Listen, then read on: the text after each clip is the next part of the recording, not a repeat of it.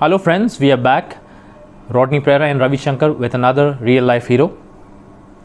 हम अक्सर अपनी लाइफ में शिकायतें करते हैं कि हमारे साथ ये सही नहीं है, हमारे साथ वो ठीक नहीं है, मेरे पास ये नहीं है, मेरी इतनी परेशानियां हैं, आखिर क्यों, और अपनी लाइफ को कोसते रहते हैं without thinking about the countless blessings God has blessed us with. अल्लाह ताला की हज़ारों नेमतें हैं हमारे साथ, पर हम उनके बारे में नहीं सोचते, बल्कि जो चीज़ हमारे पास नहीं है उनके बारे में सोचते रहते हैं। And we are ungrateful. आज के हमारे जो गेस्ट हैं, इनसे हमें बहुत कुछ सीखने को मिलेगा। इनकी लाइफ की परेशानियां, इनकी लाइफ की हार्डशिप्स होने के बावजूद इन्होंने कभी हार नहीं मानी, ज़िंदगी में कभी हार नहीं मानी। And he moved on and is living a very happy life, an obedient son, a loving husband and a father of 3 beautiful children, mister Daniyal Saqib. Without wasting any time, ladies and gentleman, आए आप उनकी कहानी सुनते हैं उनकी ज़बानी। अस्सलाम वालेकुम Daniel भाई, सबसे पहले तो आपका बहुत शुक्रिया, आपने हमें अपना कीमती वक्त दिया आज। वालेकुम अस्सलाम। नहीं, बस ये तो आप लोग की मोहब्बत है, आप लोग जब बोले इंशाल्लाह मैं हाज़िर। दानियल भाई, आप थोड़ा अपने बारे में बताइए हमें। अच्छा, अगर मैं अपने इंट्रोडक्शन की बात करता हूँ तो my name is Daniyal Saqib, जैसे कि आपने इंट्रोड्यूस करा दिया है, और मैं एक visually impaired person with site disability. और इस वक्त जो मेरा विज़न है वो एक कैटेगराइज्ड फॉर्म में अगर मैं बताऊँ तो B2 कैटेगरी ये चीज़ कहलाती है। और ये क्यों कहलाती है, इसकी वजह ये है कि मेरा जो विज़न है वो 3 मीटर्स तक है, ब्लर विज़न। अच्छा, इसके इशू ये है कि retinitis pigmentosa and I disease by birth मेरे साथ चले आ रही है। इसमें होता यह है कि आपके जो आई का रेटिना होता है, जो पर्दा होता है, इस पर इमेज बनता है, उस पर्दे पे एक स्पॉट होता है। तो जो इमेज स्पॉट पे बनता है ना, वो नज़र नहीं आता। तो वो एज़ द एज प्रोसीड्स तो वो स्पॉट जो है बढ़ता चला जाता है। तो आज ये इशू हुआ है कि मैं B2 कैटेगरी तक पहुंच गया। आपने क्या बताया, रेटिनाइटिस पिगमेंटोसा? या राइट। तो आप मुझे बताएं कि कौन सी एज से आपको मतलब परेशानियां ज़्यादा फेस करनी पड़ी? When I was 5 years old, doctors diagnosed that I am suffering from retinitis pigmentosa, and then कोई ऐसा ख़ास इशू नहीं था। तो मैं जैसे ग्लासेस, नॉर्मल ग्लासेस लगाते हैं, मैं वैसी ग्लासेस के साथ मैं चलता रहा। जब मैंने मैट्रिक पास किया इन 2008, तो उस वक्त मेरा विज़न ऐसा था कि मैं ब्लैक बोर्ड से ना आराम से कॉपी में लिख लिया करता था। आफ्टर दैट जब मैं इंटरमीडिएट लेवल तक पहुंचा, यू कैन से 2010, तो उस टाइम पे ये हालत थी कि मैं ब्लैक बोर्ड सही नहीं देख पा रहा था। तो मुझे वाइट बोर्ड पे जो लिखा होता था ब्लैक मार्कर से, वो मैं कॉपी करता था। And when I entered the life of my university, तो आफ्टर 2010 ऐसा हो गया था कि मुझे वाइट बोर्ड भी दिखना ख़त्म हो गया था और मुझे पेपर पे लाइन भी नहीं दिखती थी। So I use table lamps, I use the torch of my cell phone, I use LED torches to read the book, to write on the paper. Actually, I do my papers under the sunlight. So, and when I reached 2015, so it completely down. That was quite a struggle Daniyal भाई। मुझे ये बताएं कि इस disease के बारे में doctors क्या कहते हैं, इसका इलाज पॉसिबल है या क्या? नहीं, डॉक्टर्स यही कहते हैं कि यार इनक्योरेबल, क्योंकि ये डिज़ीज़ ऐसी है कि इस टाइम पे इसकी सिर्फ एक्सपेरिमेंट्स चल रहे हैं। तो वो एक्सपेरिमेंटल बेसिस पे तो है, लेकिन इसका इलाज अभी तक कोई भी नहीं आया है। इलाज कोई भी नहीं आया। तो दानियल भाई, आपकी जैसे जैसे एज प्रोसीड होगी अभी, तो आगे डॉक्टर्स क्या कहते हैं? अच्छा, जो लास्ट टाइम मेरी डॉक्टर से डिस्कशंस हुई थी, तो उसमें डॉक्टर टोल्ड मी दैट कि मेरा जो विज़न है इस टाइम पे totally depends upon the disease. अभी इस टाइम पे जो मेरा डिज़ीज़ है वो इस स्टेज पे पहुंच गया है कि अब डिज़ीज़ की मर्ज़ी है कि वो आगे प्रोसीड करता है या नहीं करता। यानी कि इस स्टेज जो डिज़ीज़ है ना, ये लास्ट स्टेज पे आ चुका है। सही है, तो अब रेटिनाइटिस पिगमेंटोसा या तो मुझे टोटली ब्लाइंड कर देगा और या फिर सारी ज़िंदगी इसी B2 कैटेगरी पे चलाएगा।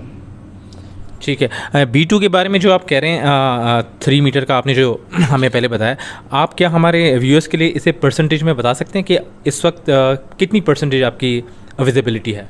अच्छा, अगर परसेंटेज की बात की जाए तो आप समझ लें कि मैक्सिमम अगर मैं बोलूँ ना, तो मैक्सिमम 30% आप कह सकते हैं, वो भी सिर्फ ब्लर और जो स्टेबल नहीं होती मोशन की। दानियल भाई, आपने बताया कि about your challenges school life में, यूनिवर्सिटी लाइफ में, तो tell us about the support. How was your support with your from your co students, from your your teachers, your elders around you?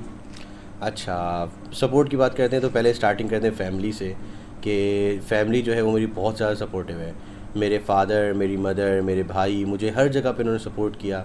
मतलब कहीं मुझे ऐसा फ़ील नहीं होने दिया कि मैं कुछ डिसेबल हूँ या मेरे अंदर कोई माजूरी है, या मुझे कहीं भी किसी फंक्शन में किसी भी जगह पे मुझे कहीं पीछे रखा हो। सेम बिल्कुल जिस तरह भाइयों के साथ होता था वैसे ही मेरे पेरेंट्स ने मेरे साथ भी किया। इसी तरीके से मेरे भाई भी मुझे हर जगह लेके गए, हर जगह पूरा शहर घुमाया, हर चीज़ एवरीथिंग। तो फैमिली सपोर्ट तो अल्हम्दुलिल्लाह मेरे साथ शुरू से रही, बचपन से रही अल्हम्दुलिल्लाह। अच्छा, सेकंड थिंग अब बात करते हैं स्कूल की। मैंने स्कूलिंग की हमदर्द पब्लिक स्कूल से। इनिशियल एजुकेशन तो मैंने कोयटा से हासिल की because I was born in Quetta, लेकिन फिर जब ट्रांसफ़र हो गई थी मेरे फादर की तो हम लोग कराची आ गए थे। तो I admitted myself in Hamdard public school, ये है गडाप टाउन में, हब चौकी पे। So I travel alone in the school bus, और वहाँ जाके जो है मुझे सपोर्ट ये मिली कि मैंने अपने टीचर्स को बताया कि यार मुझे लो विज़न है, मुझे विज़न में थोड़ी प्रॉब्लम है। तो जो मेरी रीडिंग और मेरी जो राइटिंग थी, मतलब लिखता तो मैं कॉपी पे था, कोई इशू नहीं था, लेकिन मेरी राइटिंग थोड़ी सी गंदी थी बिकॉज मुझे जो कॉपी की लाइंस होती हैं वो देखने में थोड़ी सी मुश्किलात होती थी। तो मेरे टीचर्स ने मुझे बहुत वहाँ सपोर्ट किया कि मैं रीडिंग मुझसे नहीं कराते थे, बहुत कम कराते थे, और पेपर पे जो मैं राइटिंग होती थी उसके नंबर्स वो नहीं काटते थे। Same goes for the college. And जब यूनिवर्सिटी में पहुँचा तो जैसे मैंने आप लोगों को पहले इन्फॉर्म किया था कि कॉलेज यूनिवर्सिटी तक मैं पहुँचा तो मुझे black board and white board नहीं दिखता था।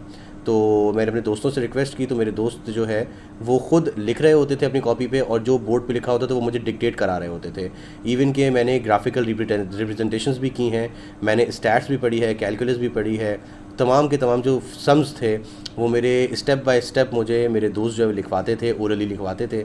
जो प्रोफेसर्स होते थे वो मैक्सिमम जो है वो बोला करते थे ताकि मैं लिख लूँ। इसी तरीके से जब पेपर का टाइम आता था तो पेपर्स ऑडिटोरियम में लिए जाते हैं यूनिवर्सिटी के, तो वहाँ पे लाइटिंग का बहुत इशू होता था। तो मैंने स्पेशल डीन से परमिशन ली थी, उन्होंने मुझे स्पेशली अलाउ किया था। मैं आराम से अकेला ग्राउंड में बैठ के सनलाइट के नीचे पेपर दिया करता था, या फिर अगर सनलाइट अवेलेबल नहीं होती थी तो मैं टेबल लैम्प अपने साथ लेके जाता था और वो यूज़ करता था। इवन के मोबाइल टॉर्च जो मुझे अलाउ किया हुआ था मेरी यूनिवर्सिटी ने। सो अल्हम्दुलिल्लाह from beginners to the end मुझे अल्हम्दुलिल्लाह सपोर्ट हर जगह से मिली। माशाल्लाह दानियल भाई, hats off to your family. आपकी फैमिली की सपोर्ट ही है, आपके फ्रेंड्स, आपके कोलीग्स, उनकी सपोर्ट है, और आपका जो नेवर गिविंग अप एटीट्यूड है गालिबन आपको इतनी दूर आपने अपने आप को लेकर आए हैं आप, माशाल्लाह। दानियल भाई, tell us something about your professional life. How has your professional life been, and did you face any challenges during your professional life, and how did you overcome those challenges? Professional life, अच्छा. Being a visually impaired person, right now I am engaged and I am leading more than 2 or 3 organizations right now. मैं इस time पे Ida Rieu school and college for the blind and deaf में मैं काम कर रहा हूँ as a subject in charge of English, and मैं वहाँ पे तमाम साइटेड टीचर्स को लीड करता हूँ। तमाम इंग्लिश के प्लानर्स, इंग्लिश की तमाम चीज़ें जो है मैं खुद लीड करता हूँ। Second, I am the vice president of बिनाई वेलफेयर एसोसिएशन, और मैं वहाँ पे इंग्लिश टीचर भी हूँ, कंटेंट राइटर भी हूँ, ट्रांसक्राइबर भी हूँ।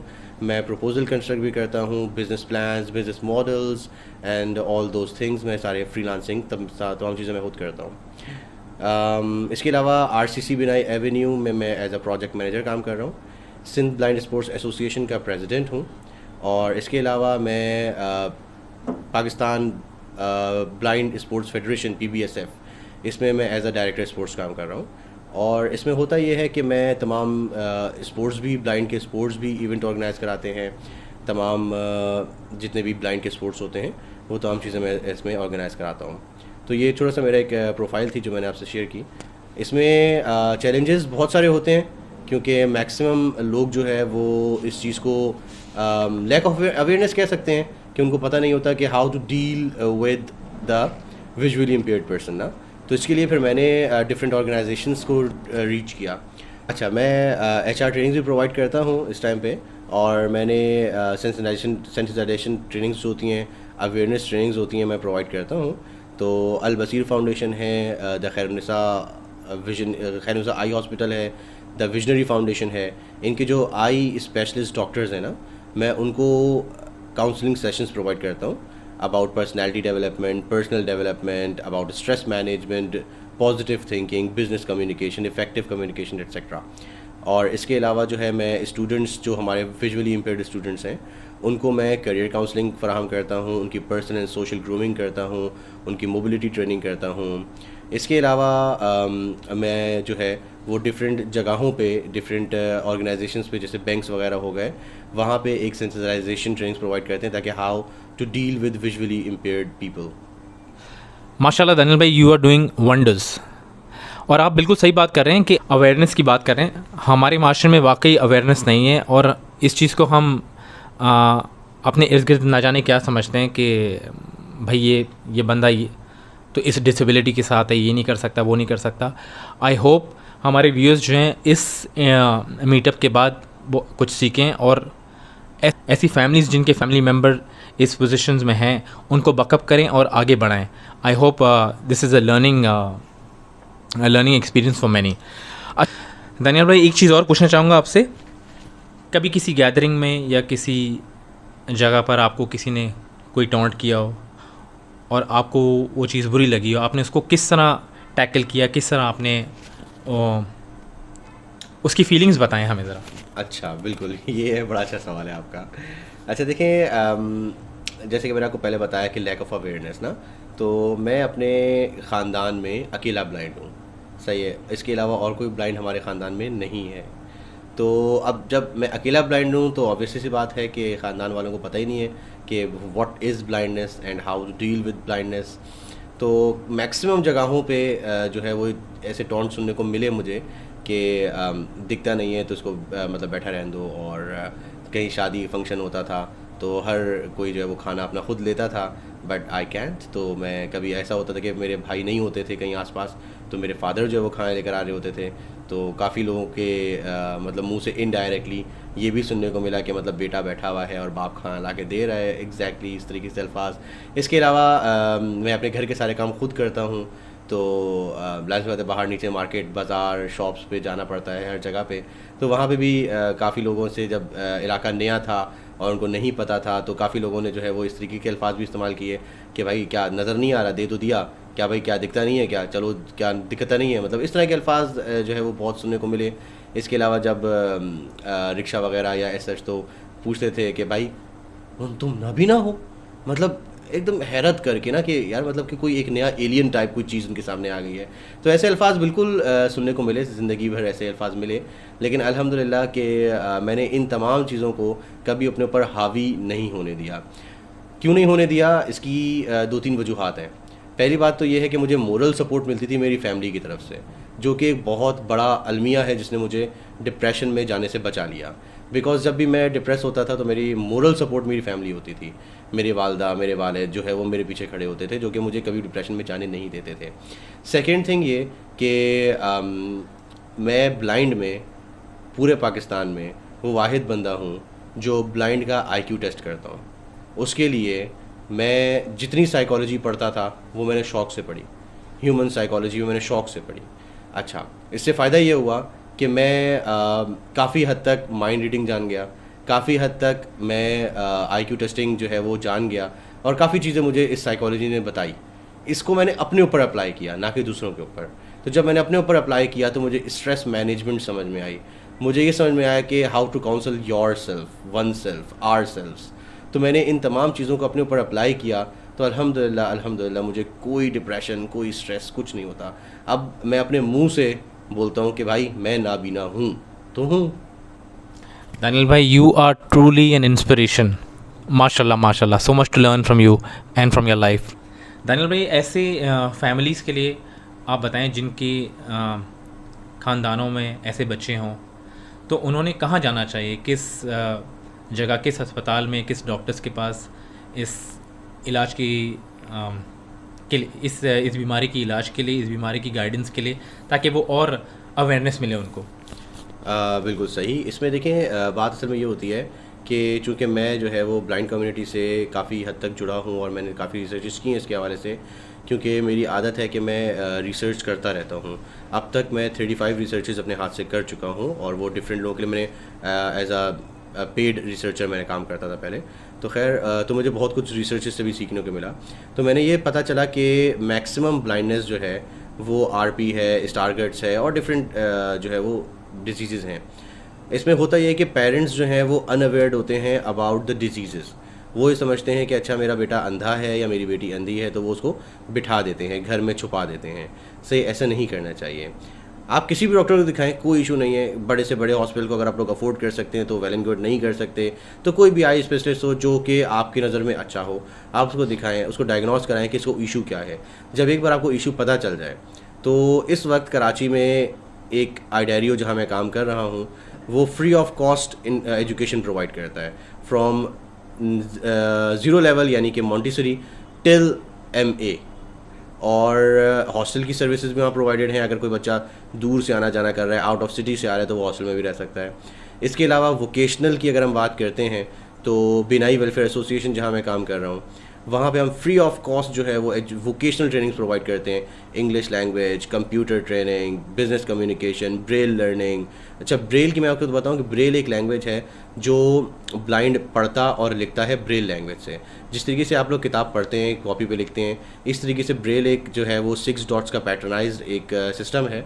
उससे ही हम किताबें पढ़ते हैं, उसी से किताबें लिखते भी हैं, नोट्स भी लिखते हैं, पढ़ते हैं। वो इम्पोज डॉट्स होते हैं जो फिंगर को टच करने से हम पढ़ते हैं। खैर, तो तमाम ट्रेनिंग्स हम प्रोवाइड करते हैं, call centre training and other different vocational trainings हम प्रोवाइड करते हैं free of cost. Pick and drop भी फ्री ऑफ कॉस्ट है। तो हमारी पूरी कोशिश ये होती है कि we are here to empower visually impaired people in all over Pakistan. माशाल्लाह। तो दोस्तों, आपने सुना इंस्टीट्यूट्स के बारे में, स्कूलिंग के बारे में। जिन फैमिलीज़ में ऐसे बच्चे हैं और जिनको कोई किसी किस्म की परेशानियाँ फेस हो रही हैं, तो वो इन ऑर्गेनाइजेशंस, इन इंस्टीट्यूट्स पर विज़िट कर सकते हैं। और इन ऑर्गेनाइजेशंस के नाम, इन इंस्टीट्यूट्स के नाम हम अपने डिस्क्रिप्शन में भी मेंशन करेंगे ताकि आपके लिए इजी हो और आप वहाँ पर विज़िट कर सकते हैं अपने फैमिली मेम्बर्स के साथ। दानियल भाई, लास्ट क्वेश्चन फॉर टुडे, आप हमारे लोगों के लिए क्या मैसेज देना चाहेंगे? मैसेज मेरा है वही पुराना, लेकिन अगर हम इस मैसेज को समझ जाएं तो बड़ी बात है। मैसेज क्या है? If there is a will there is a way. ये सिर्फ एक अल्फाज नहीं है। हम अगर इसको अपनी लाइफ पे इम्प्लीमेंट करें, अगर हमारे अंदर कुछ करने की चाह है तो ऊपर वाला, खुदा, अल्लाह ताला, भगवान, जिस भी रूप में आप उसको चाहोगे, वो आपकी मदद के लिए खड़ा होगा। और उसकी अगर मदद आपके साथ है तो दुनिया आपके साथ है। माशाल्लाह, what a powerful message. Way there is a will there is a way.